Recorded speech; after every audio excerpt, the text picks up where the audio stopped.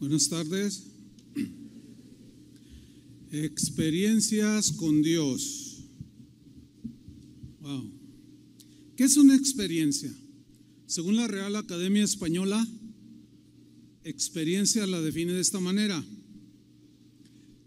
es el conocimiento de algo que se adquiere por haberlo realizado, por haberlo hecho, o por haberlo vivido, o por haberlo sentido una o varias veces. Esa es una definición de experiencia. Yo creo que todos, sin lugar a dudas, hemos tenido experiencias de todo tipo.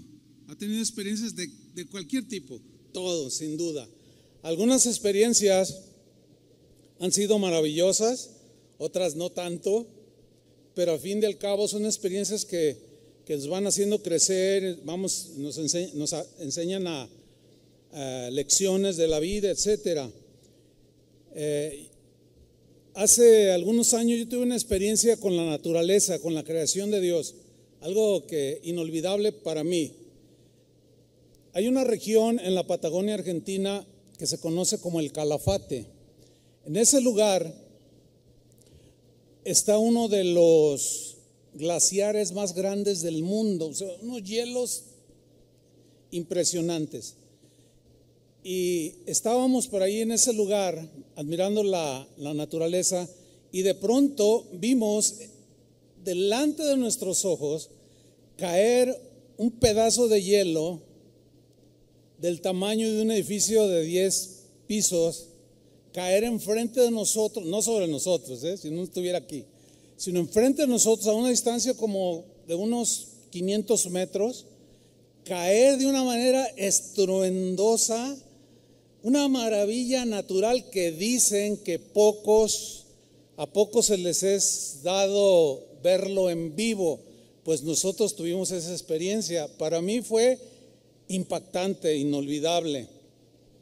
Cuando yo tenía 14 años, 1970, vi jugar con estos ojos al que es considerado por muchos el mejor jugador del mundo, a Pelé.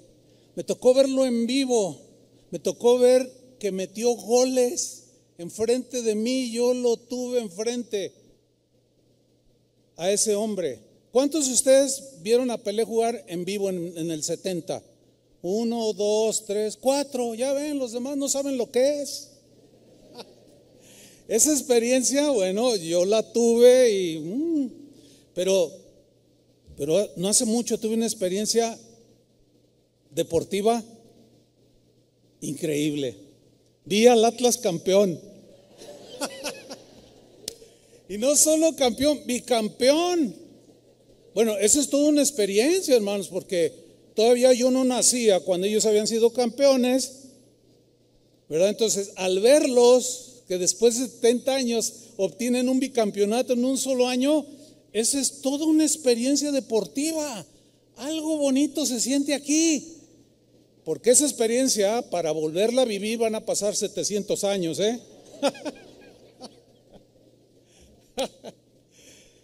Pero son experiencias que unos tienen de un tipo, de otro tipo.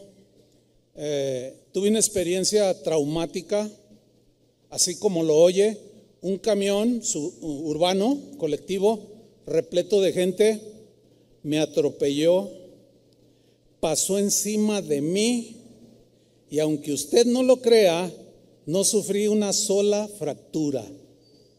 La gente que iba en el camión que bajó, yo los oía que gritaban y decían, ya lo despedazó. Sí me lesionó, tengo las marcas, pero fue una experiencia. En ese tiempo yo no era cristiano y dije, no, yo creo que para algo quedé en esta vida. Yo no sabía, nunca había oído de Cristo, pero ahora entiendo. Pero fue una experiencia para mí. O como aquella corriente en el mar que me arrastró entre 2 a 3 kilómetros. Yo sé lo que es ser arrastrado por una corriente marina en el mar. Es algo aterrador, aunque sé nadar, sé bucear, o sea, todo lo que usted quiera, pero fue una experiencia aterradora. Yo sentí que mi vida dependía de un hilo. Fue toda una experiencia. ¿Alguno de ustedes ha sido arrastrado por la corriente del mar? 1, 2, 3, 4, 5, 6. O sea, no todos.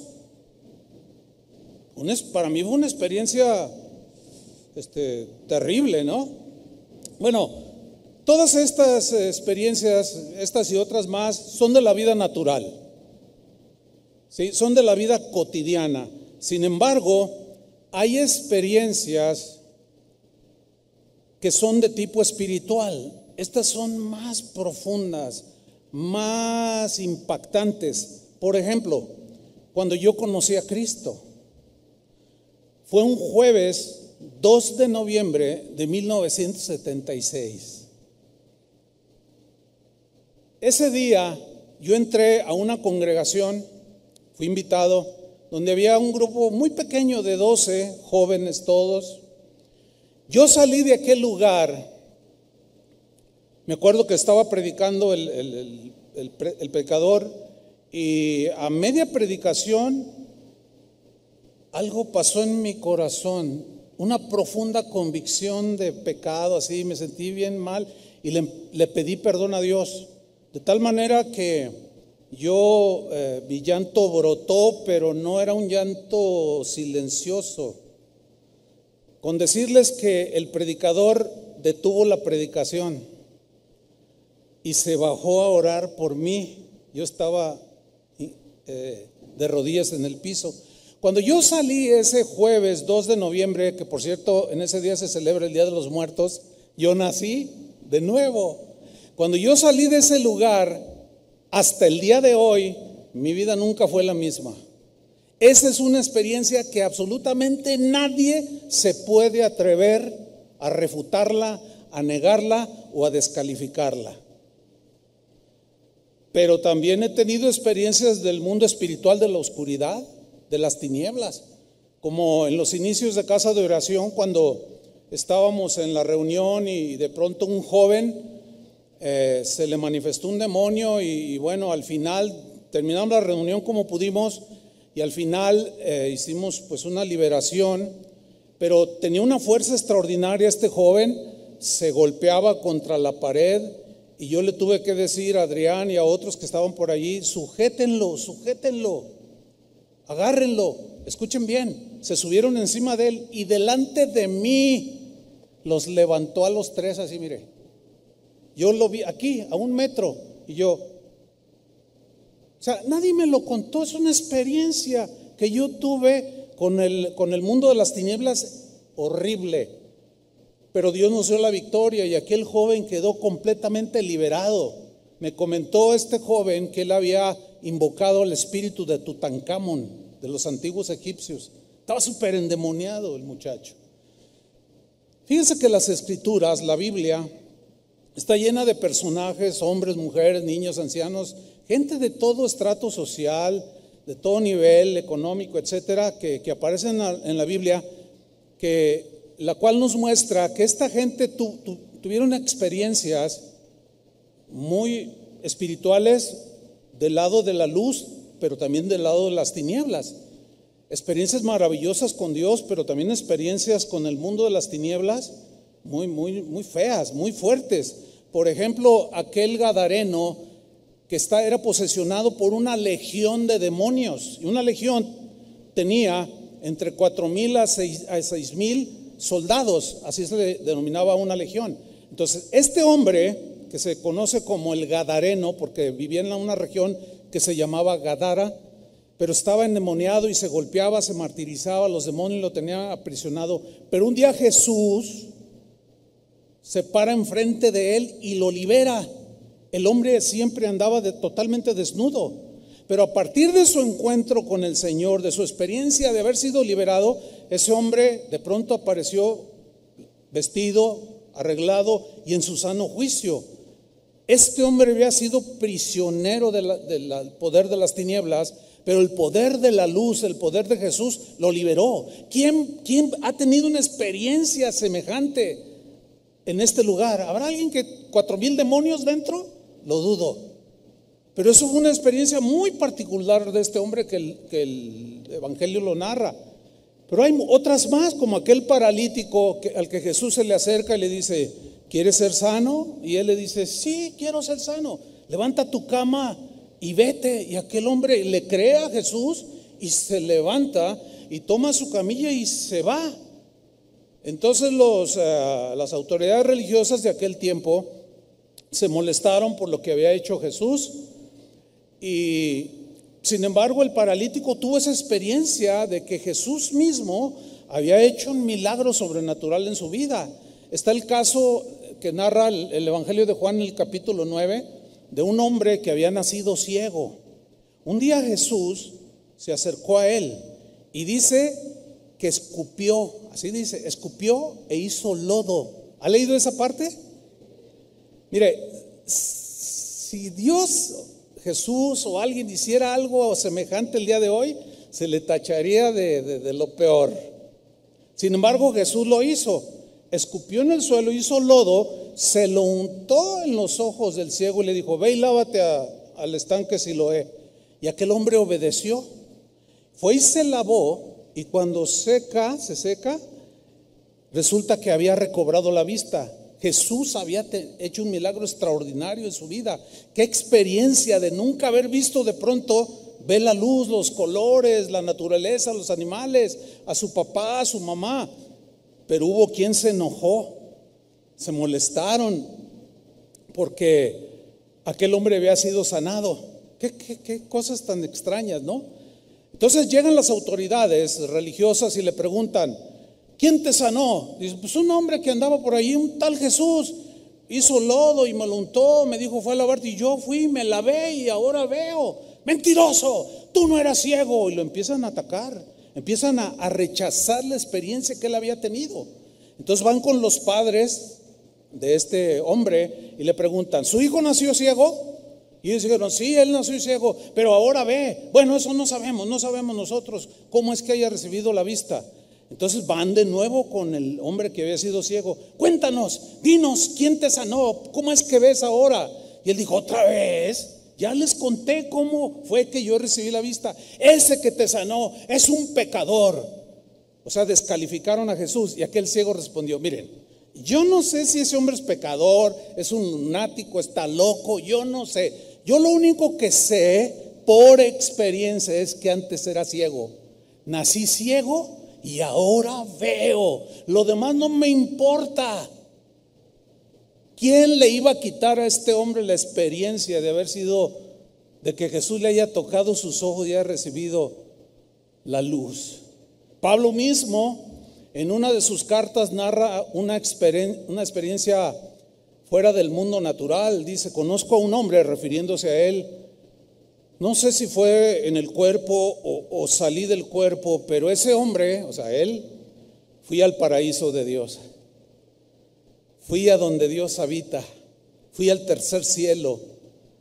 Esa experiencia él la contó porque la tuvo, la vivió. ¿Algunos de ustedes han ido al paraíso? Yo no, pero Pablo sí fue. ¿Quién se atrevería a negar o a decir y a descalificar a Pablo? No, fumó algo, tomó algo, está loco. Bueno, el día de hoy Pablo sería descalificado por muchos que niegan experiencias genuinas con Dios.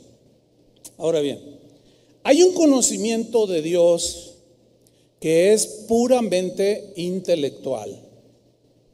Es decir, es un conocimiento que se adquiere a través del estudio teológico, académico, etcétera. O sea, estudiando.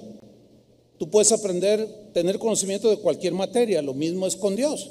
Tú lees la Biblia, lees libros de teología y vas adquiriendo un conocimiento intelectual. Este conocimiento, que viene por medio de estudiar, de escudriñar, es importante, sí.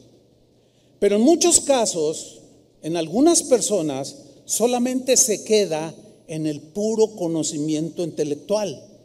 No hay experiencias palpables con Dios. No hay vivencias transformadoras que marquen sus vidas, pero tienen un conocimiento de este tamaño. Un conocimiento así, puramente intelectual, sin experiencias, sin vivencias, puede llegar a congelar el corazón de la persona. Porque como no hay experiencia, no hay vivencia, pues se queda en el puro conocimiento, no logra encender ese conocimiento intelectual, la devoción ferviente a Dios, el amor a Dios.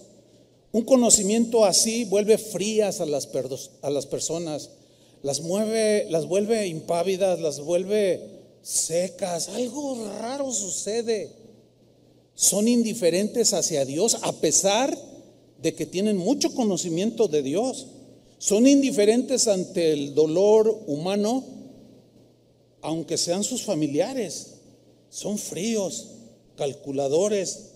¿Se acuerda de la parábola del buen samaritano? Que golpearon a un hombre, lo robaron, lo dejaron medio muerto, y pasó un sacerdote, y de una manera tan indiferente, fría, despreciativa, lo miró y pasó de largo. Ese sacerdote tenía un profundo conocimiento intelectual acerca de Dios. Después pasó un levita e hizo lo mismo, fríos de corazón, duros, pero con un conocimiento de este tamaño. Así hay muchos que se dicen cristianos. Tienen mucho conocimiento, pero no tienen experiencias con Dios. No tienen experiencias cotidianas de su vivir espontáneo, sencillo con Dios. No lo tienen. Hay cristianos que niegan que pueda haber experiencias de este tipo con Dios. Los hay, abundan en YouTube. Otros niegan que Dios haga milagros en la actualidad. Otros de manera pues un poco más agresiva niegan aún que los dones del Espíritu Santo sigan operando el día de hoy. Ellos argumentan que fue para el tiempo de los apóstoles y dicen muchas cosas. Otros dicen que Dios ya no habla hoy. Cuando escuchan que alguien dice, Dios me dijo, se burlan. Mira dice que Dios le habló. Dios ya no habla, dicen. ¿Por qué? Porque Dios ya habló en las Escrituras. Es verdad. ¿Ustedes creen las Escrituras? Ahí está escrita la palabra de Dios. Esa es una verdad. Dicen una verdad, pero falta el otro lado de esa verdad. Acuérdense que las verdades de Dios siempre tienen el lado A y el lado B. ¿Cuál es el otro lado A? Si Dios ya habló, quedó plasmado en las Escrituras. Es importante anotar esto. Pero, entonces, ¿qué hacemos con Romanos 8:14? Cuando dice, porque todos los que son guiados por el Espíritu de Dios, estos son hijos de Dios. ¿Qué vamos a hacer con eso que dijo Jesús respecto al Espíritu Santo? Cuando dijo, yo no los dejaré huérfanos, les enviaré otro consolador. Él los guiará, Él les recordará las cosas que yo les he enseñado. Él los va a dirigir, los va a consolar. No lo entristezcan, dijo Pablo. Es decir, sí es cierto que la palabra de Dios, lo que Dios dijo está escrito, allí lo tenemos ya. No podemos añadirle ni quitarle. Pero, ¿cómo vamos a obedecer el mandato de ir y predicar el evangelio a toda criatura? Si no fuera porque el Espíritu Santo nos dice de manera particular a qué lugar vas a ir a predicar. ¿Me estoy explicando? Por ejemplo, cuando Dios me llamó para iniciar una nueva obra, lo que hoy es casa de oración, pero yo no lo tenía contemplado así. Mis planes o lo que yo sentía en mi interior era irme a predicar a mi familia, ir a mi tierra, San Luis Potosí, y allá iniciar una obra. Pero Dios me habló, sí me habló, así como lo oye, me habló y me dijo, no, allá no, te vas a quedar aquí en Guadalajara. Oiga, pero eso no dice en la Biblia. Pues ¿cómo lo va a decir? Oiga, pues si Guadalajara todavía ni existía cuando pasó esto. O sea, hermanos, necesitamos ser entendidos en la palabra de Dios. Ahora, esto ha provocado, el negar todas estas cosas, ha provocado que algunos cristianos minimicen las experiencias sobrenaturales con Dios. Algunos desprecian las vivencias y las experiencias personales que algunos han tenido con Dios, argumentando que no son importantes, que lo más importante es la palabra de Dios. Yo mismo en este púlpito estuve insistiendo sobre esto años atrás, de que es más importante que nos fundamentemos en la palabra de Dios, que escudriñemos la palabra de Dios, que estudiemos la palabra, que amemos la palabra, y que las experiencias son subjetivas y es la verdad. Sin embargo, siguen siendo experiencias. Estoy totalmente de acuerdo en que lo más importante en la vida de un cristiano es la palabra de Dios. ¿Están de acuerdo con eso? Claro, porque sin ella no hay fundamentos, no tendríamos fundamentos de nuestra fe en Cristo. No sabríamos cómo funciona una iglesia, no sabríamos cómo tratar con el prójimo, no sabríamos un montón de cosas. Por consiguiente, lo más importante en la vida de un cristiano es la palabra de Dios. No solo de pan vivirá el hombre, sino de toda palabra que sale de la boca de Dios. Entonces es importante, fundamental. Sin embargo, las escrituras también están llenas de casos de personajes que tuvieron experiencias y tuvieron vivencias que tocaron y transformaron sus vidas. Hermanos, todos los extremos son malos. El equilibrio es la mejor posición en la que podemos estar nosotros. Porque hay quien tiene un conocimiento intelectual que es importante, fundamental en la palabra, sí, y está acá, ¿verdad? Pero no tiene experiencias, o sea, no vive la palabra, no experimenta lo que conoce y sabe de Dios. Entonces, ¿por qué? Porque minimiza. No, para mí lo importante es la palabra de Dios. Sí, pero su vida se torna fría, se torna insípida, sí, como si estuviera muerto en vida. Es una cosa muy extraña que sucede. Pero también está el otro extremo. Hay gente que está en la búsqueda de experiencias personales, experiencias espirituales, pero no hacen caso de la palabra de Dios. Eso yo lo denuncié por un tiempo, hace algunos años atrás, de que tenemos que llegar a un equilibrio, porque hay lugares donde empiezan a alabar a Dios y pues es bien emocionante, ¿o no? Es padrísimo, ¿a poco no? O sea, no es tan gratificante alabar a Dios y expresarle a Dios alegría, que estoy contento de que Él sea mi papá, tantas cosas bonitas, ¿no?, que hay dentro de la alabanza. Pero si esas emociones no las controlamos, hay lugares donde por dejarle al sentimiento y al sentir y a la experiencia que se manifieste, se olvidan de la palabra y no hay predicación. Y eso es un desequilibrio.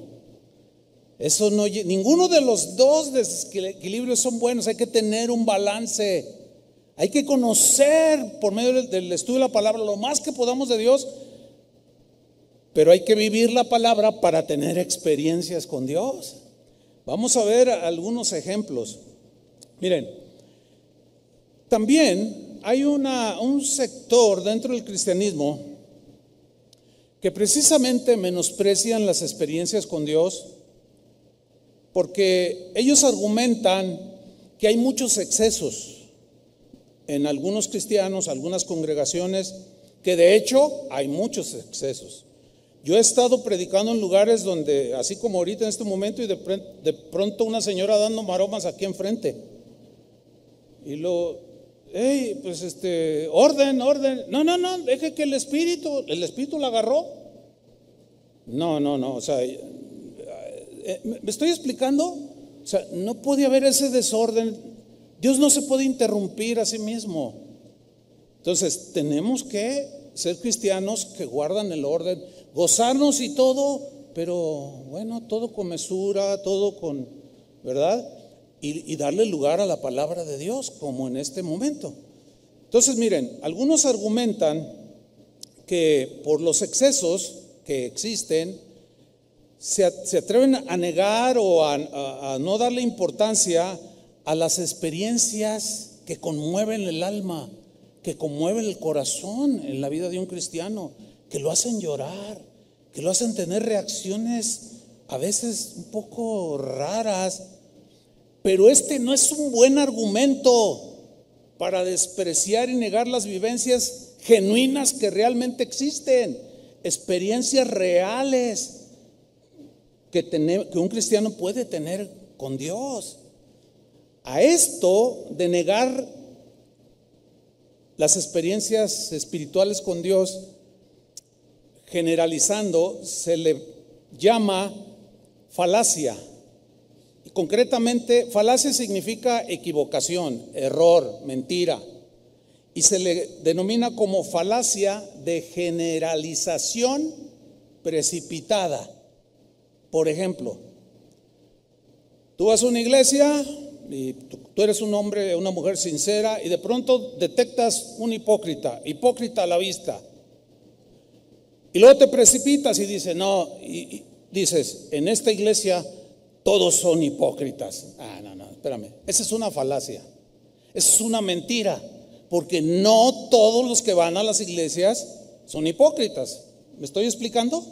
Ahora, ¿hay hipócritas dentro de la iglesia? Sí hay, pero ¿todos son hipócritas? Por supuesto que no. Esa es una falacia, una mentira de generalización precipitada. Seguramente todos hemos escuchado esto y sabemos de algunas atrocidades que han cometido algunos sacerdotes católicos con niños. Han violado a muchos niños. Pero ¿ha escuchado usted esta expresión? ¿Todos los sacerdotes católicos son violadores? Yo lo he escuchado muchas veces. Eso es una mentira. Eso es una falacia. Es una declaración muy, pero muy precipitada, porque no todos los sacerdotes católicos son violadores de niños. ¿Está de acuerdo? Estos ejemplos los doy para aclararle el concepto. Otro ejemplo. ¿Ha oído usted algo así como todos los pastores son unos ladrones? ¿Lo ha oído? Ahora, hay algunos que son bien ratas, sí es cierto. Hay pastores que son ladrones, mentirosos, fraudulentos, sí es cierto, pero no todos. No todos somos ladrones, no todos somos fraudulentos. Esa es una falacia de generalización precipitada. No es bueno generalizar. Bueno, entonces no es un buen argumento decir, no, por tantos excesos en las emociones y quién sabe cuánta cosa, en los sentimientos, eso es del diablo, eso es de la carne. Esa es una falacia. Porque entonces Pablo estuvo en la carne al haberse ido al tercer cielo, estaba en sus emociones puramente humanas. O el paralítico que a lo mejor brincó porque nunca había caminado. Ay, no es para tanto, ¿para qué brincas? No es para tanto. Sí, cómo no, ¿verdad? O el ciego que ya veo y todo tocaba. Ay, no exageres. ¿Verdad que se suena frío, insensible decirle a una persona que ha tenido una experiencia genuina, tratar de negársela? Miren, por un lado la Biblia en Isaías 5:13 dice lo siguiente. Fíjense, por un lado dice, por tanto, mi pueblo fue llevado cautivo. ¿Cuál fue la razón? Porque no tuvo conocimiento. Ahí está la importancia de adquirir conocimiento. Mi pueblo fue llevado cautivo. El pecado se enseñoreó, la mentira, el fraude, el homicidio. Todos los pecados se enseñorearon de ellos. No supieron qué hacer porque no tenían conocimiento. Su gloria pereció de hambre y su multitud se secó de sed. ¿Ven cómo Dios está aquí lamentando de la falta de conocimiento del pueblo? Pero por el otro lado también dice en Jeremías 9:23, así dijo Jehová, así dijo Dios, no se alabe el sabio en su sabiduría, ni en su valentía se alabe el valiente, ni el rico se alabe en sus riquezas, o sea, que se jacte, yo tengo. Dice, más alábese o jáctese, dice otra versión. En esto el que se hubiere de alabar. En dos cosas nada más. Número uno, en entenderme, entiéndanme. ¿Por qué hago las cosas como las hago? ¿Por qué obro como obro? Entiéndanme. En entenderme y conocerme, conózcanme.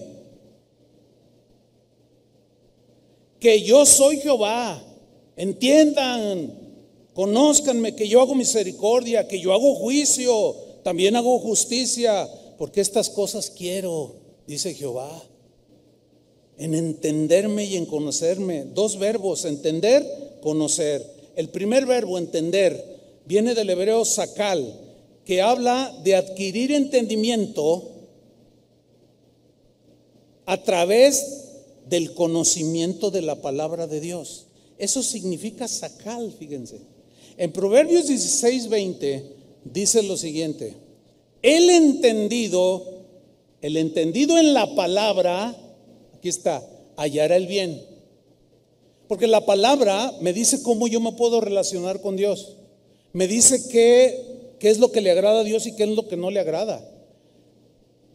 En la palabra encuentro cómo es que un matrimonio puede funcionar, cómo la amistad puede crecer, cómo el amor al prójimo, cómo la ayuda, cómo no enrolarme en las cosas de este mundo.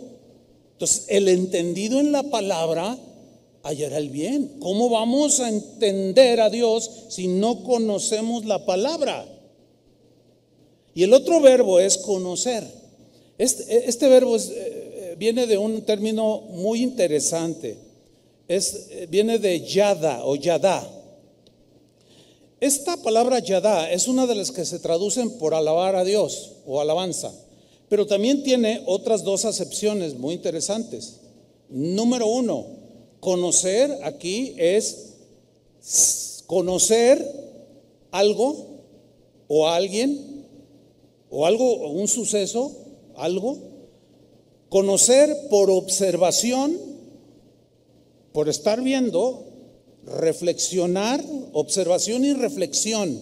O sea, lo ves, lo reflexionas, dices, ya entiendo. Y es una lección para tu vida. Ahorita vamos a ver un ejemplo en la Biblia. Y la otra acepción de conocer tiene la idea de saber. Fíjense qué interesante es. Conocer habla de saber, conocer por experiencia palpable. Esa es la definición del hebreo, Conocer por experiencia palpable que Dios hizo algo a mi favor o conmigo. Es decir, que Dios estaba allí conmigo cuando yo sufrí tal situación. Que Dios me sanó cuando yo estuve enfermo y Él me levantó de manera milagrosa. Que fue Dios el que suplió de manera milagrosa el alimento para mí, para mi familia. Yo no tenía trabajo y Dios obró de una manera tremenda. O sea, conocer a Dios por experiencia.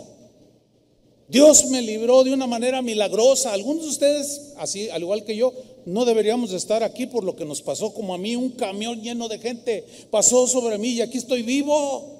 ¿Quién sobrevive? Ese fue un milagro. Y todavía no conocía yo a Dios. Después entendí que Dios tenía algo para mí que quería que yo hiciera. ¿Qué es esto? Conocer a Dios y entenderlo por experiencia, convivencia, no con puro conocimiento. Vamos a ver un ejemplo en la Biblia que ilustra perfectamente lo antes dicho. Éxodo capítulo 3 versículo 2. Es una historia de Moisés, una experiencia que tuvo con Dios única en la vida de Moisés. Dice así Éxodo 3 versículo 2: y se le apareció el ángel de Jehová. Ese ya es un milagrazo, ¿no? Que era Cristo. Se le apareció el ángel de Jehová en una llama de fuego, o Dios estaba detrás de esa llama, de una zarza. Y él miró, ahí está, miró, o sea, a ver, y vio que la zarza ardía en fuego, pero había algo extraordinario: la zarza no se consumía. ¿Ha prendido alguna vez el carbón para hacer una carne asada? Pues a las 2 horas ya se extingue. Imagínense que usted lo prende y pasa un día y al otro día todavía está prendido. Ah, caray, pues ¿qué está pasando? Y usted va y ve. Eso es lo que hizo Moisés.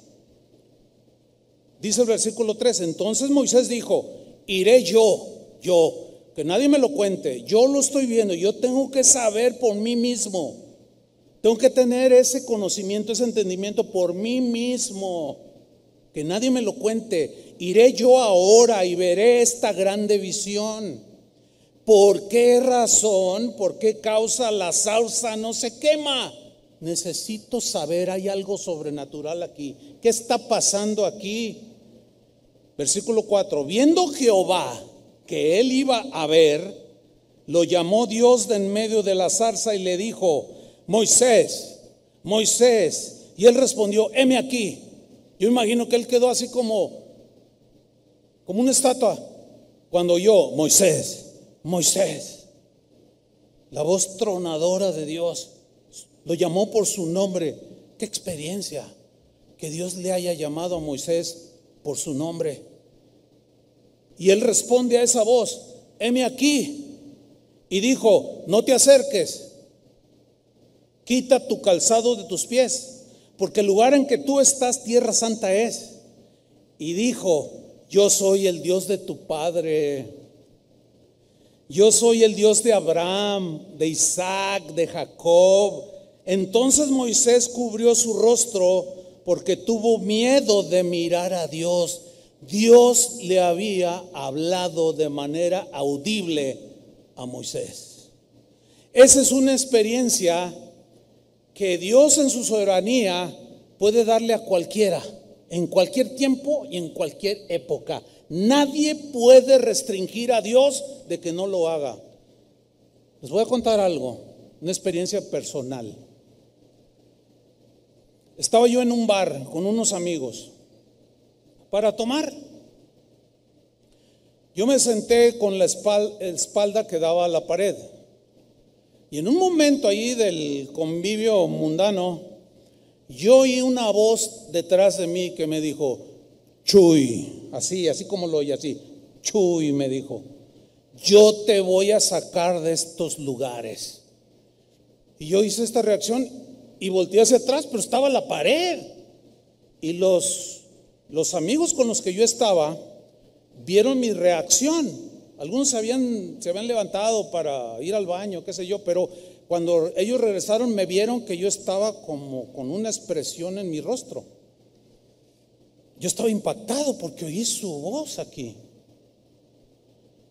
Pasaron unos minutos, 15, 20, no sé en realidad cuánto tiempo pasó, y por segunda vez me dijo, Chuy, yo te voy a sacar de estos lugares. Y yo me asusté. Les soy sincero, ya me estaban evangelizando en ese tiempo, pero seguí ahí, ya no estaba a gusto y volví a escuchar por tercera vez la voz atrás de mí, Chuy, yo te sacaré de estos lugares. Escúcheme bien. Desde ese día en que yo me convertí un 2 de noviembre de 1976 hasta la fecha, jamás he pisado un antro de ese tipo. Él me sacó de allí. Nadie me puede negar a mí que Él me habló, porque me habló y yo lo escuché. Si me creo o no, no me importa, ni me interesa, porque yo lo viví. Y la prueba de que es real es que hasta la fecha no he entrado a ningún antro de ese tipo. ¿Me sacó o no me sacó? Me habló. Algunos, yo sé que algunos, ya se cree Moisés.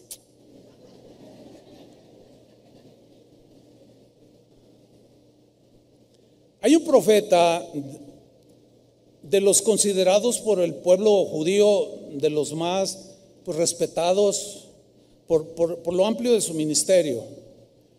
Hay varios, pero uno de ellos es Elías. Les quiero hablar una historia muy interesante de este profeta llamado Elías. Resulta que Dios le dice que se encuentre con una viuda que era muy pobre. Pero vamos a leerlo. Está en Primera de Reyes capítulo 17 versículo 2. Vino a él palabra de Jehová. O sea, Dios le qué a Elías, Dios le qué, dígalo, Dios le habló. Digo, para los que se burlan de que, ay sí, Dios le habló, Dios ya no habla, dicen. Dios es un Dios de vivos, hermano, no se pasen de vivos. Vino palabra de Jehová, Dios le habló a Elías y le dijo: apártate de aquí, vuélvete al oriente y escóndete en el arroyo de Querit, que está frente al Jordán.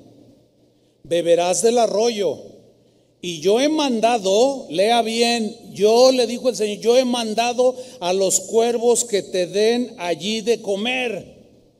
Yo he escuchado predicadores que dicen: no, todo esto es alegórico. Lo de Moisés, de que Dios le dijo: Moisés, eso fue alegórico, fue en la mente de Moisés. Qué duros de servir. Pueden tener un conocimiento y tener una cabezota de este tamaño, pero no entienden a Dios y en realidad no lo conocen. Saben de Dios, pero no lo conocen. Son cosas diferentes. Hay una anécdota de un ateo que estaba hablando así en una plaza, despotricando contra Dios. A ver, muéstrame que Dios existe. A ver, ¿dónde está Dios? Que me mande un rayo, ahorita me paro. Ya ven, Dios no existe. Y en eso se acerca, dice la anécdota, se acercó una ancianita que llevaba una naranja de este tamaño en sus manos y se pone enfrente de él y le empieza a pelar. Y se guardaba, porque era una viejita limpia, se guardaba las cáscaras Entonces termina de pelar la naranja y la parte, y se le quedaba mirando al ateo que estaba despotricando. Y el hombre pues la miraba, y ella empieza a desgajar la naranja y le empieza a probar y le decía: está comiendo. Y le dice: está bien dulce, ¿verdad? Y el hombre se empezó a inquietar: está muy dulce esta naranja, ¿verdad? Le dice. Finalmente el hombre se desesperó y dice: ya basta, anciana. ¿Cómo voy a saber si está dulce si no la he probado? Deje de molestarme. Precisamente, mi hijo, le dice, precisamente, ¿cómo tú puedes negar a Dios si no lo has probado? Pruébalo, experiméntalo. Muchos nada más saben, pero no experimentan nada. No saben lo que es un milagro, no saben lo que es una experiencia que te transforma, que te impacta, que te deja anonadado y que caes como Isaías en ocasiones. Pero sigamos con Elías. Le dice, después de que le dice: los cuervos te van a llevar de comer. Versículo 5. Y él fue e hizo conforme a la palabra de Jehová. Mire, la diferencia entre Elías y nosotros es que Elías obedecía, por más ridículo que sonara, por más extraño. ¿Cómo que los cuervos me van a traer de comer? Sí, te van a llevar tu hamburguesa. La gran diferencia entre Elías y usted, que está ahí sentado, y yo, que estoy aquí parado, es que él sí le creyó a Dios, que los cuervos en esa escasez lo iban a alimentar. Él sí le creyó. La diferencia entre usted y nosotros y Elías es que nosotros no le creemos y vamos y pedimos prestados para comer. Esa es la gran diferencia. No dejan que Dios se manifieste, no dejan que Dios te pruebe que Él está allí al cuidado de ti, y van y se endeudan y con intereses de 120% al año. Increíble. Pero eso sucede. Él hizo conforme a la palabra de Jehová. Pues se fue y vivió junto al arroyo de Querit, que está frente al Jordán. Y los cuervos le traían pan y carne por la mañana. Mire, esto no es alegórico, como algunos teologuillos por ahí dicen. Esto es alegórico, es simbólico, es metafórico. No inventen. A ver, si usted tiene necesidad de comida física, no ha comido por 2 días porque no tiene, ¿le gustaría tener una experiencia simbólica de comida? Por el amor de Dios. Son tan ridículos algunos hermanos, algunos que dicen que son creyentes, rayan en lo ridículo. Pues aquí dice, y fue literal, que los cuervos le traían pan y carne por la mañana y pan y carne por la tarde. Y bebía del arroyo. Y así se mantuvo. Pasados algunos días, y los cuervos cada día, se secó el arroyo. Uy, se puso la cosa más fea, porque no había llovido sobre la tierra. Pero vea el versículo 8. Dios le volvió a hablar a Elías. Vino luego a él palabra de Jehová diciendo: levántate, vete a Sarepta de Sidón y quédate allí. He aquí, lean con atención, he aquí, yo le he dado orden allí a una mujer viuda que te sustente, que te dé de comer. En medio de esta escasez, una mujer viuda te va a dar de comer, Elías. Ahora, ¿qué hizo Elías? Versículo 10. Entonces él se levantó y se fue a Sarepta. Otra vez, la gran diferencia entre nosotros y él es que él sí obedecía, sí creía que Dios podía hacer cosas extraordinarias, y nosotros no. Dudamos, ponemos en tela de duda que Dios pueda obrar a nuestro favor. Pero Elías no, Elías se levantó y fue a Sarepta. Y cuando llegó a la puerta de la ciudad, justo como Dios le dijo, he aquí una mujer viuda que estaba allí recogiendo leña. Acuérdense que dice que Dios ya le había hablado a la viuda: voy a enviar a un hombre, lo vas a alimentar. Ahora, fíjense en la condición en que estaba esta mujer, Ella había recibido una orden. He aquí, se levantó y fue a Sarepta. Cuando llegó a la puerta de la ciudad, estoy en el versículo 10, he aquí una mujer viuda que estaba allí recogiendo leña. Y él la llamó y le dijo: te ruego que me traigas también, te ruego que me traigas un poco de agua en un vaso para que beba. Acuérdense que ya no había agua. ¿De dónde sacó el agua la mujer? No había agua en el arroyo. Pero ella le llevó agua. Y yendo ella para traerle el agua, él la volvió a llamar. Hay una versión que le dijo: espera. Y él le dijo: te ruego que me traigas también un bocado de pan en tu mano. Ahora, acuérdense que Dios le había dicho a esta viuda que iba a sustentar a este profeta, le iba a dar de comer y de beber. Y ella le respondió en el versículo 12: vive Jehová tu Dios, que no tengo pan cocido, solamente un puñado de harina tengo en la tinaja y un poco de aceite en una vasija.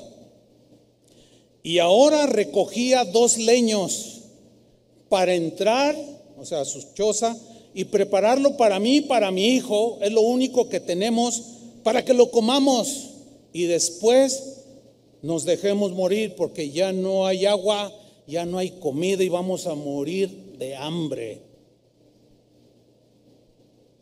¿Te puedes imaginar esa escena? Pero todavía no, la historia no termina ahí. Elías hizo algo que parece como un abuso, que ciertamente hay algunos que abusan, pero hay unos que hacen cosas de Dios, que llevan a la experiencia a otros con Dios, haciendo cosas como esta, raras, extrañas, si Dios las ordena. El gran problema es saber discernir la voz de Dios, qué es lo que quiere que hagas. Ese es el punto. Y miren lo que sucede. Vive Jehová tu Dios, que no tengo más que esto, nos vamos a morir ya. Versículo 3, Elías le dijo: no tengas temor, cálmate, la paz sea contigo. Era algo muy común en ellos. Ten paz, no tengas temor, tranquila mujer. Le dice: ve, hazlo. Pero miren lo que le dijo: haz como has dicho, ve y prepara, pero hazme a mí primero de ello una pequeña torta cocida debajo de la ceniza y tráemela, y después harás para ti y para tu hijo. ¿Cómo les suena eso, hermanos? Totalmente abusivo. Ahora, pregunto yo, en este caso, ¿Elías estaba abusando de esta viuda pobre? o Dios iba a hacer algo a través de Elías para bendecir la pobreza, o en medio de la pobreza, bendecir a esta mujer y multiplicarle lo que compartía con el profeta. Hay muchos que abusan. Yo he sabido de casos de hombres que se dicen predicadores que despojan a viudas de sus casas, literal. Me lo han contado literal y con nombre y todo. Deme su casa porque Dios me dijo, cuando este abusador ya tiene 15 casas. Esos sí son abusos. Pero el hecho de que haya abusos no niega que hay casos en los cuales Dios obra de esa manera. ¿Qué quiero yo? Dice el Señor, que me entiendan, que me conozcan cómo obro. No es como ustedes piensan. Juzgan mal cuando generalizan y dicen que todos son abusivos. No es verdad, no todos son abusivos.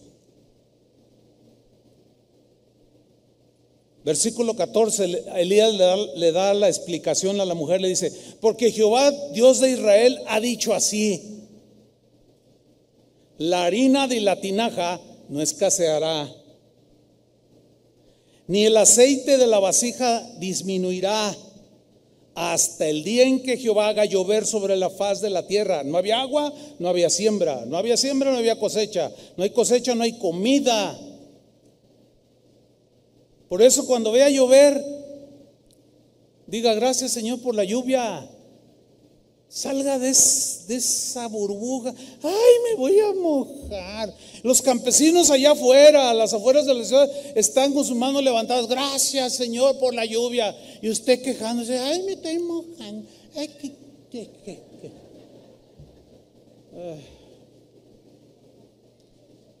Estamos muy desubicados.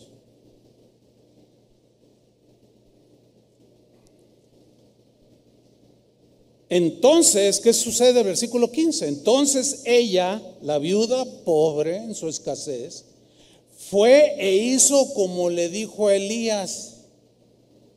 Fue y preparó primero para Elías y comió él.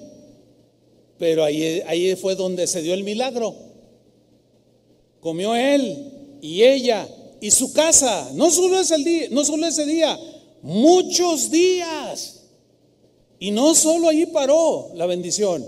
Y la harina de la tinaja no escaseó, ni el aceite de la vasija menguó, conforme a la palabra que Jehová había dicho por Elías.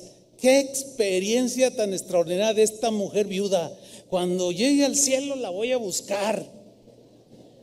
Yo ya tengo una lista, no, es en serio. Y voy a buscar a Bartimeo, voy a buscar...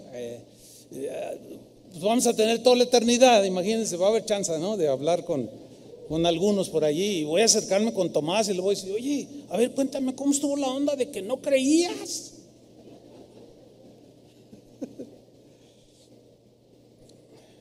¿Cuál fue la diferencia entre esta viuda pobre que Dios le dice: dame a mí primero, porque Elías era el representante de Dios? En realidad era darle a Dios. La gran diferencia entre esta viuda y nosotros es que ella sí obedeció. Por eso experimentó, porque obedeció la palabra de Dios. Si usted no obedece la palabra de Dios, no espere experiencias de este tipo con Dios.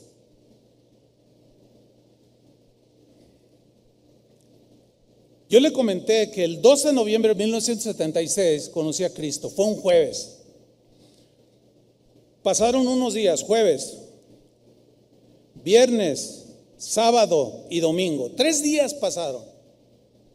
En 3 días, ¿qué puede aprender una persona que se convierte a Cristo? Aunque lea la Biblia, que por cierto yo leí el Nuevo Testamento, me lo devoré, pero no entendí nada. Esa es la verdad. Llego el domingo a la reunión. Poquitas personas, 10, 12, 15, qué sé yo. Poquitas. Termina la reunión y se me acerca un joven que hoy es un pastor, se llama Eloy. y me dice, oye, tú eres el que te convertiste el jueves, ¿verdad? Le digo, sí, yo soy. ¿Cómo te llamas? Le dije, me llamo Chuy. Me dice, oye, fíjate que me gustaría orar por ti, me gustaría invocar al Espíritu Santo para que venga sobre ti y te invierta de poder. Y si Él quiere darte dones del Espíritu y te quiere usar para que Dios te envuelva y te llene del Espíritu Santo. Y yo le dije, ¿y cómo es eso? Y me empezó a hablar del Espíritu Santo. Y me dice, ¿me dejas orar? Quiero imponer mis manos sobre ti para que venga el Espíritu Santo y te llene de Él. Entonces yo le dije, ¿está en la Biblia lo que me estás diciendo? Sí, ya te leí, pero mira, y me siguió leyendo. Entonces yo le dije, si está en la Biblia, sí lo quiero. Y yo me hinqué casi automático. Él no me dijo nada, yo me hinqué. Él se distrajo dejando la Biblia en una silla. Y cuando, yo lo tengo aquí tan presente, cuando él voltea y me ve hincado y con las manos así, tuvo una reacción. Entonces se acerca, pone sus manos sobre mí y empieza a invocar al Espíritu Santo. Empieza a orar en el nombre de Jesús y empieza a invocar al Espíritu Santo. Señor, llénalo con tu Espíritu, dale dones, dale poder. Me acuerdo perfectamente. Yo cerré mis ojos, mis manos alzadas. Yo no sabía absolutamente nada de que una paloma era símbolo del Espíritu Santo. Y cuando yo cerré mis ojos, yo vi una visión. Vi una paloma que a lo lejos venía volando hacia mí. Todos hemos visto cómo una paloma aterriza. Ellos hacen sus alas así cuando vuelan. Pero cuando aterrizan hacen esto para minorar la fuerza de la velocidad y posarse. Cuando yo la tengo, esa paloma, muy cerca de mí, hace esto y de pronto se posa en mi cabeza, en esa visión, en esa experiencia. Y en el momento que se posa sobre mí, yo empiezo a hablar en un lenguaje extrañísimo. Él me explicó, Eloy, que era un don que el Espíritu daba a algunos de hablar en otras lenguas. Desde ese día hasta el día de hoy, yo hablo en lenguas. Dios me dio ese don. Nunca usted me va a oír hablar públicamente en lenguas, a menos que haya un intérprete, y no se da así conmigo, pero yo oro en lenguas. Nadie me puede negar a mí que yo tuve esa experiencia. Hay quien se atreve de manera temeraria a decir, ese es del diablo, dicen. Eso ya no está vigente, fue solo para el tiempo de los apóstoles, y argumentan un montón de cosas. Pero mire, vamos a analizar el punto. Mire, invocamos el nombre de Jesús, invocamos al Espíritu Santo. Jesús dijo en el Evangelio, si alguno le pide el Espíritu Santo, mi Padre se lo va a dar, le vamos a dar el Espíritu Santo. Entonces, eso está en Mateo. Y nosotros invocamos el nombre de Jesús y el Espíritu de Dios. Ahora, si yo estoy en mi casa, en la parte de abajo, y mi esposa está en la planta alta, y yo le digo, Vicky, y me contesta doña Chole, la de enfrente. A ver, ¿sucede así en la realidad, en lo cotidiano, en lo normal y en lo lógico? Que yo diga Vicky y doña Chole me responda, ¿me hablas? ¿Sucede o no? Dígalo. Pues es obvio que no. Entonces, ¿cómo se atreven algunos a decir que una experiencia como esa que yo tuve, nadie me la contó, que fue el diablo el que vino a reposar sobre mí, que fue una obra de Satanás? Dios tenga misericordia de esa gente. Porque invoqué el nombre de Jesús, invoqué a Jesús, invoqué el Espíritu Santo y me dio uno de sus dones. Y hasta la fecha hablo en lenguas. Yo adoro a Dios en lenguas. Y en mis momentos a solas con Dios yo oro en lenguas. A veces sueño que estoy orando en el idioma y a veces orando en lenguas. Es algo muy, muy especial. Algún día enseñaré sobre este tema. Por ahí hay algunas enseñanzas, ya sobre los dones del Espíritu Santo. ¿Se acuerdan de Tomás?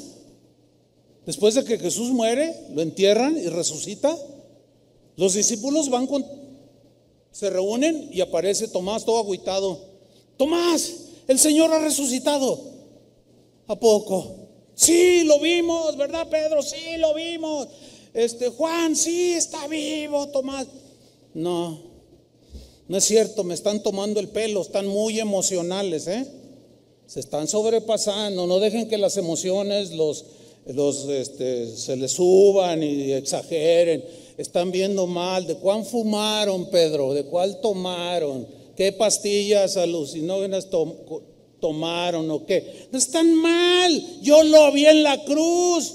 Tomás está vivo. Que no crees, no.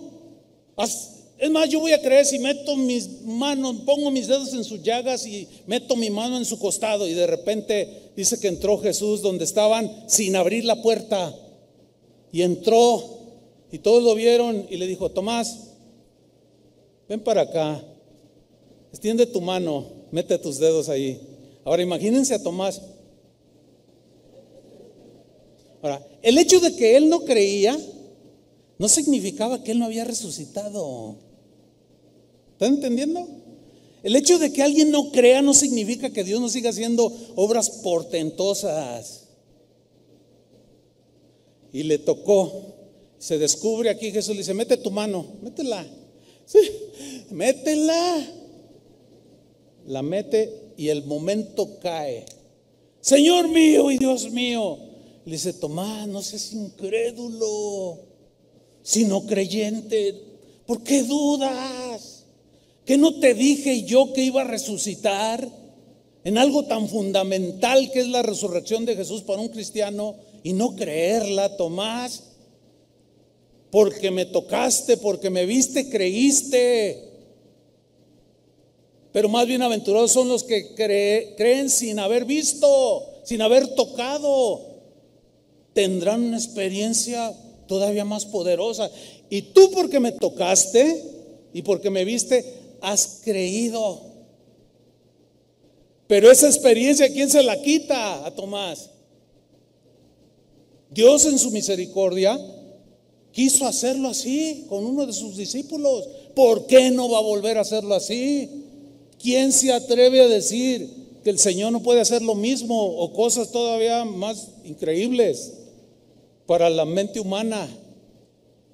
¿Verdad, Tomás? Y una que otra Tomasa hay por ahí. Sí, díganle: Señor, como aquel hombre que le dijo: Señor, creo, ayúdame mi incredulidad, ayúdame, auméntame en la fe. No te quedes en el puro conocimiento. Sí, ve como Moisés, investiga por qué la zarza no se consume y pregúntale a Dios, y ayuna y ora y espera que Él obre. Y dejo de predicar si no se te revela Dios. Y esas experiencias nadie te las va a poder quitar, hermano. Nadie, ni el teólogo más brillante del siglo XXI te va a poder quitar eso. Porque hay cada hermanito por allí. Cuando estábamos en la formación en el seminario bíblico, éramos estudiantes de ese seminario, teníamos todos los días un devocional. Era entre las 6 de la mañana a las 8 de la mañana. Habían sido invitados un matrimonio de pastores que iban a enseñar. El pastor iba a enseñar a los alumnos, a todos nosotros. Y en ese devocional en la mañana, pues todos nos convocaron y él hablaba en inglés, lo traducían al español. Yo me acuerdo que yo estaba sentado a la mitad del salón, había como entre 120, 150 personas. Y me acuerdo perfectamente ese día porque recibí una de las lecciones más tremendas de mi vida. Yo me acuerdo que llevaba yo un suéter rojo, de esos chillones. Y el hombre estaba hablando en ese devocional y estaba explicando acerca del Espíritu Santo, de cómo guía, cómo reparte dones, como da muchas cosas muy maravillosas, sobrenaturales, para ministrar a otros. Y el hombre empezó a decir que iba a orar por nosotros y que no sé qué. Y yo lo estaba oyendo y empecé a pensar, esto no, se me hace que es puro cuento. No, yo dudo de eso. Eso fue mi experiencia, nada más se lo estoy contando, De pronto, mientras yo cavilaba en mi mente, de pronto el hombre se me quedó viendo. Y yo sentí su mirada directa hacia mí. Y luego yo hice esto así, porque había otros atrás de mí. Y luego me dice, no, es a ti te dice el Señor. Y me miraba a mí. Y yo seguía volteando así. Me dice, no, el del suéter rojo, no voltees a otro lado. A ti te dice el Señor, así como lo oye, hermano. Así te dice el Señor. Tú dices en tu corazón que dudas, que no crees, y me empieza a decir todo lo que minutos antes yo había pensado.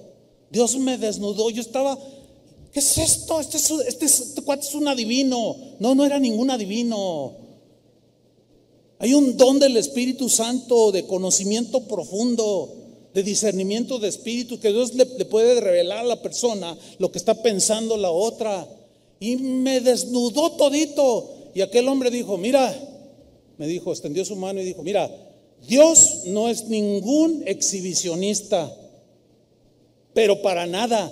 Pero en esta ocasión, dice, nunca he hecho esto, pero Dios me dijo que lo hiciera. Él te va a demostrar su poder, porque Él quiere que creas, me dijo, porque Él te quiere usar. Y extendió su mano, nomás hizo así, Señor, tócalo. Cuando Él extendió su mano, mira, hermano, como si alguien me hubiera golpeado aquí el pecho, así. Me golpeó de tal manera, y aquí está mi esposa de testigo. Me bota para atrás. Gracias a Dios no caí encima de nadie. Fue algo totalmente imprevisto, involuntario, nada trabajado, nada manipulado. Y yo caigo al piso boca arriba. Ese no fue lo impactante, sino lo impactante fue que yo sentía que alguien tenía su pie sobre mi cuello. Yo no miraba a nadie. Los estudiantes que estaban a mi alrededor testificaron después que me vieron que yo luchaba como queriéndome quitar algo del cuello. Cuando yo quiero levantarme no puedo, y el pie me prisionaba, no me lastimaba, pero no me dejaba parar. Y oí la voz de Dios que me dijo, cree. Y yo dije, sí, Señor, creo, perdóname. Y yo quiero ser un hombre de fe, un hombre que cree que puedes hacer y harás. Y me levanté de aquella experiencia, hermano, inolvidable para mí. Fue una de mis primeras lecciones, hermano. Me identifiqué con Tomás después de haber recibido el Espíritu Santo, experiencias tremendas, y todavía me pongo a dudar.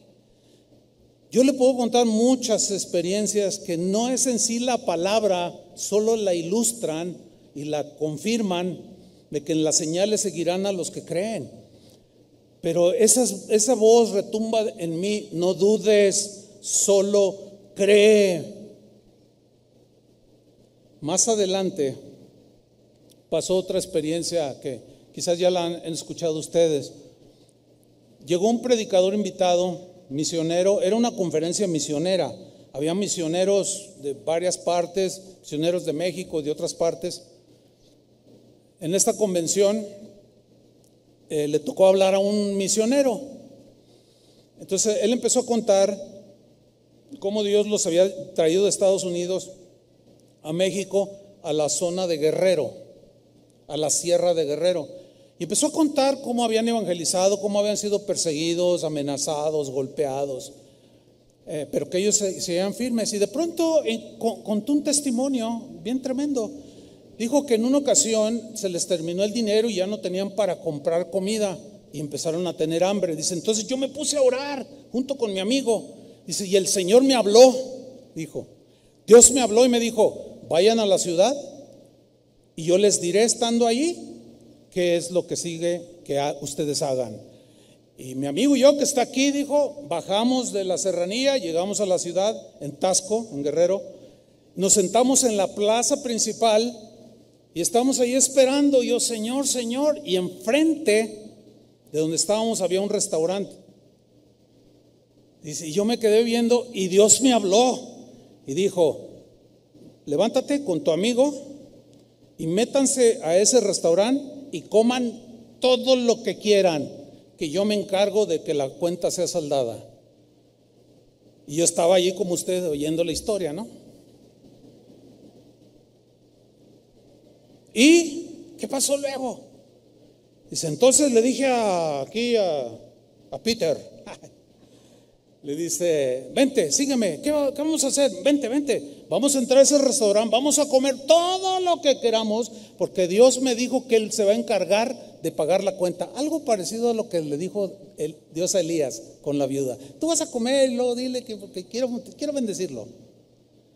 Y el otro, ahí un poco avergonzado escuchando la historia, dice, no, yo no, vente. ¿Cómo que Dios te dijo? Dios me dijo, estoy convencido, Dios me habló, vente. Y entramos, nos sentamos al frente el uno al otro y yo pedí. Y el otro, no, pues que un vasito de agua. Y no, pues que un panecito. Dice, no, pues si me meten a la cárcel por un pan, me dejan salir, pero a ti te van a meter a la cárcel. No dudes, le decía, no dudes, cree. Y si yo comí, y el otro nomás se le caía la baba.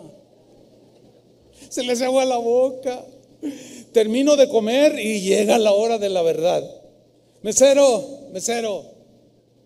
deme la cuenta. Se acerca el mesero y dice, ¿la cuenta, señor? Ya está pagada. ¿Cómo? Dice, sí, mire, aquel hombre que está allá sentado, ya no está.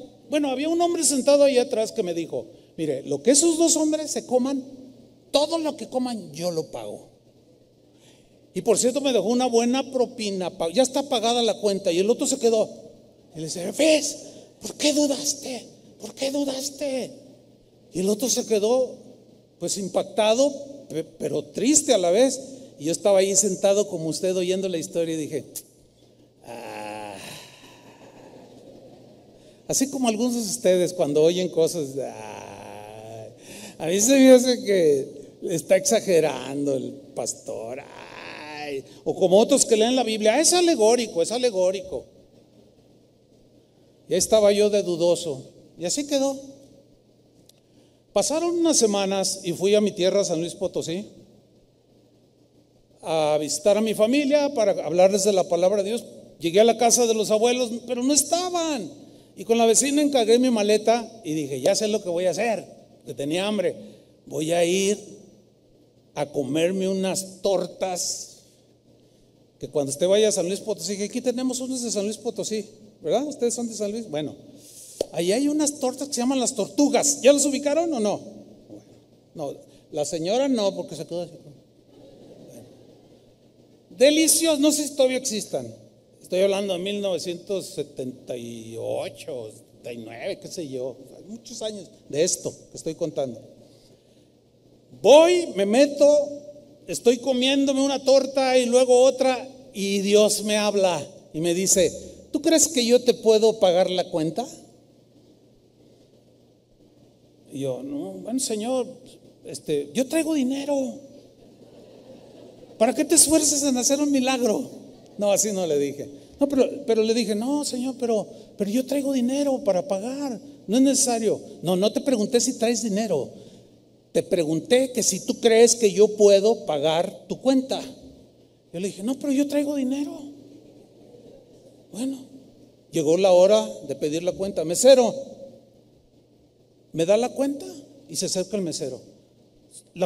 Su cuenta ya está pagada, joven. Le digo, ¿qué? Dice, sí, mire, semejante a lo que testificó el misionero. Un señor que estaba ahí sentado, allá no está. Me dijo, todo lo que ese joven se coma, yo lo pago. Exactamente igual. ¿Y por qué Dios quiso hacerlo así? para que crea. ¿Entiende? Porque él quería manifestarse a mi vida, quiere manifestarse a tu vida, quiere que tú lo pruebes que para Él no hay nada imposible. Quiere que tú lo experimentes, que ya nadie te cuente, que ya nada más, ay, qué bonito el evangelio, qué bonita la predicación, ay, qué bonito. Y sigues en las mismas, hundido en tu miseria, hundido en tu mediocridad y no pasa nada, tu matrimonio a punto de tronar. Y tú dices, ay, qué bonitas historias de la Biblia. ¿Y dónde está tu experiencia? ¿Y dónde está tu vivencia? ¿Y dónde están los cuervos que llegaron a alimentarte?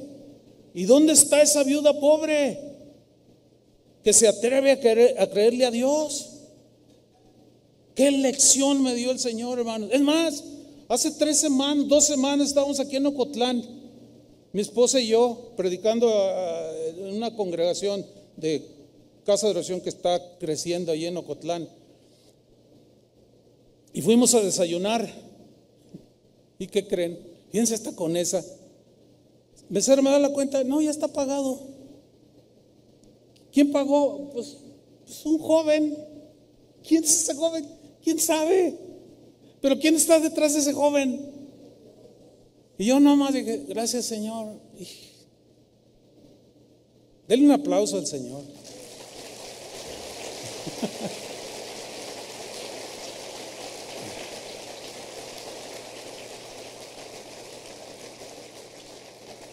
Vámonos al final. Hechos capítulo 11, versículo 1. Hechos 11, 1. Mire, Pedro tuvo una experiencia extraordinaria con Dios. Que si sucediera algo parecido el día de hoy, el que la tuviera esa experiencia lo tacharían de no sé cuánta cosa. Dice Hechos 11:1 en la versión al día, dice: los apóstoles y los hermanos de toda Judea se enteraron que también los gentiles habían recibido la palabra de Dios. Así que cuando Pedro subió a Jerusalén, los defensores de la circuncisión lo criticaron, diciendo: entraste en casa de hombres incircuncisos y comiste con ellos. Pedro entonces comenzó a explicarles paso a paso lo que había sucedido. Yo estaba orando en la ciudad de Jope. ¿Qué estaba haciendo? Orando. Y tuve en éxtasis una visión. Vi que el cielo descendía algo parecido a una gran sábana, que suspendida por las 4 puntas bajaba hasta donde yo estaba. Me fijé en lo que había en ella y vi cuadrúpedos, fieras, reptiles y aves. Luego oí una voz que me decía, o sea, Dios le habló y le dijo: levántate, Pedro, mata y come. Yo repliqué: de ninguna manera, Señor, jamás ha entrado en mi boca nada impuro o inmundo, porque la ley judía prohibía ciertos animales de este tipo. Jamás he comido y no lo voy a comer. Dice el versículo 9: por segunda vez insistió la voz del cielo, 2 veces. Lo que Dios ha purificado, tú no lo llames impuro. Versículo 10: esto sucedió 3 veces. ¿Por qué 3 veces? Porque Dios insistió. ¿Por qué me insistió a mí 3 veces? Te voy a sacar de aquí, te voy a sacar de aquí, te voy a sacar de aquí, y ya no estoy allí. Esto sucedió 3 veces y luego volvió a ser llevado al cielo. En aquel momento se presentaron en la casa donde yo estaba 3 hombres que desde Cesarea habían sido enviados a verme. Porque resulta que en el capítulo 10 había un hombre llamado Cornelio, que no era judío, no era creyente, pero tenía temor de Dios. Y dice que un ángel se le apareció y le dijo: envía unos hombres por un hombre llamado Pedro. Hazlo traer, porque él te va a hablar palabras de vida eterna. Entonces él está narrando esto. Dice el versículo 11: en aquel momento se presentaron en la casa donde yo estaba 3 hombres que desde Cesarea habían venido enviados a verme. El Espíritu me dijo, Dios le habló, el Espíritu le dijo: que fuera con ellos sin dudar. También fueron conmigo estos 6 hermanos y entramos en la casa de aquel hombre. Qué manera tan sobrenatural de guiar el Señor a Pedro para evangelizar a unos paganos. Yo tuve una experiencia en algunas partes semejantes. Andábamos predicando en algunos países y llegamos a África, Marruecos, África del Norte. Allí está prohibido predicar el evangelio. Nosotros lo sabíamos, o pena de cárcel o de que te desaparezcan. Prohibido. Cristianismo. Lo sabíamos. Llegamos un día en la tarde, descansamos esa noche en la mañana, salimos a caminar un amigo y yo. Y íbamos por una calle en la acera derecha y vimos que en la acera izquierda, de aquel lado, venía un hombre. Y ese hombre levantó la vista y se nos quedó mirando y se atraviesa sin quitarnos la mirada de encima. Se atraviesa la calle y viene directo hacia nosotros y mientras más se iba acercando, más nos miraba así. Y yo dentro de mí dije, ya nos cargó la fe aquí. Ya nos descubrieron. Y yo le dije, ¿qué onda? Le dije a mi amigo, ¿qué onda? Me dice, ay, no sé. Y el hombre se detiene enfrente de nosotros y nos dice, alto, dice. Y luego a continuación dice, ustedes son siervos del Altísimo. Dijimos, ya. Hasta aquí llegamos. Dice, yo estaba orando hace unos días y Dios me dijo, voy a enviar a 2 siervos míos. Ve tal día, o sea, ese día, a tal hora, en tal calle, y los vas a encontrar y tú vas a saber quiénes son. Y ustedes son porque yo los vi en esa visión. ¿Ustedes son siervos de Dios o no? Y sí, somos siervos de Dios. Pues ustedes van a predicar hoy, esta noche. Fuimos y predicamos durante 4 horas y yo prediqué y luego mi otro amigo y luego yo otra vez y luego él otra vez y alabábamos a Dios y predicaba otra vez. 4 o 5 horas estuvimos allí. Nadie me puede decir que no existe eso. Todo aquel que se atreva a decir que son tonterías, están ofendiendo a Dios, están entristeciendo al Espíritu Santo, por eso están secos. Por eso no tienen fervor, por eso sus vidas tienen un conocimiento de este tamaño, pero están vacíos, no conocen a Dios, niegan toda experiencia sobrenatural con Dios, niegan los milagros de Dios, niegan todo. Dios tenga misericordia de esos hermanos. Y le pido a Dios que se revele como lo ha hecho de manera soberana, con muchos que lo niegan, que no ni siquiera lo buscan, pero dicen, ay, soy teólogo. Y Dios se les revela y se les aparece en persona. Y ojalá y Dios en su soberanía tenga bien hacerlo con algunos por misericordia, para que no sean creyentes incrédulos, que crean. Están anulando la fe de la gente. Se necesita una fe en estos últimos tiempos, una fe en un Dios todopoderoso que nos va a poder sacar de cualquier situación, por más complicada que sea, hermanos. Debemos de creer. No podemos dudar, no debemos dudar. Esa experiencia, ¿quién me la quita? Nadie me la quita. Así como la conté, así sucedió. Sigo impactado hasta el día de hoy. Hechos 11:13, Él nos contó, sigue diciendo Pedro, cómo en su casa se le había aparecido un ángel que le dijo, manda a alguien a Jope para hacer venir a Simón a Simón apodado Pedro, él te traerá un mensaje mediante el cual seréis salvos tú y tu familia. Cuando comencé a hablarles, ahí no terminó lo maravilloso de la experiencia. Cuando comencé a hablarles, el Espíritu Santo descendió sobre ellos tal como al principio descendió sobre nosotros cuando estaban en Pentecostés. ¿Se acuerdan?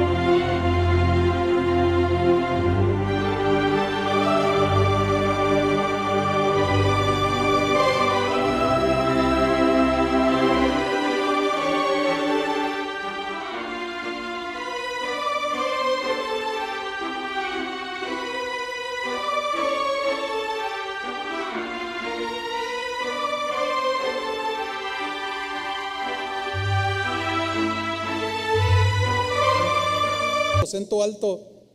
Entonces recordé lo que había dicho el Señor: Juan bautizó con agua, pero vosotros seréis bautizados con el Espíritu Santo. Por tanto, si Dios les ha dado a ellos el mismo don que a nosotros, al creer en el Señor Jesucristo, ¿quién soy yo para pretender estorbar a Dios? Por favor, ya no estorben a Dios los Tomases.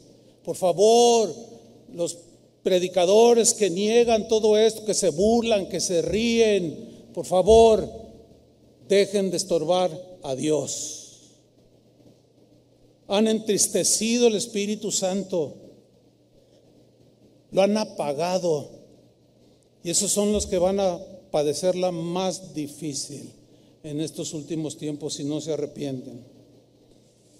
Hermanos, obtengamos conocimiento. Eso solamente viene a través de la palabra. Ama la palabra, estudia la palabra, obedece la palabra, vive la palabra, y tu vida estará llena de experiencias con Dios. ¿Por qué? Porque es algo natural. Ni siquiera tienes que buscar las experiencias, se van a dar solas en tu caminar con el Señor. Esto provocará que la monotonía en tu vida desaparezca, que la frialdad desaparezca. Te van a criticar como a Pedro, te van a criticar como a Pablo, como a Jesús mismo, pero nadie te podrá arrebatar esa experiencia o experiencias que tú tengas con el Señor. Que Dios bendiga tu relación con Dios, pero atrévanse a creerle a Dios, hermano. Amén. Gracias, Señor. Pónganse de pie. Dios es un Dios de vivos y no de muertos, y vivimos por el Espíritu. Y si vivimos por el Espíritu, tendremos experiencias sobrenaturales. No son el fundamento, ciertamente, pero no podemos negar que el creer en un Dios poderoso y vivo nos lleve a tener vivencias, experiencias conmovedoras, impactantes, que nos van a dejar asombrados. Levanta tus manos al Señor y dile: Señor, yo creo, ayúdame.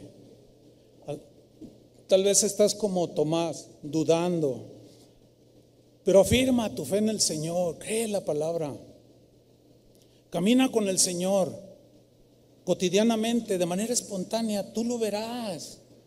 Contarán un montón de testimonios y le hablarán a la gente: yo no solo sé de Dios, conozco a Dios, ya lo probé. No es un conocimiento intelectual.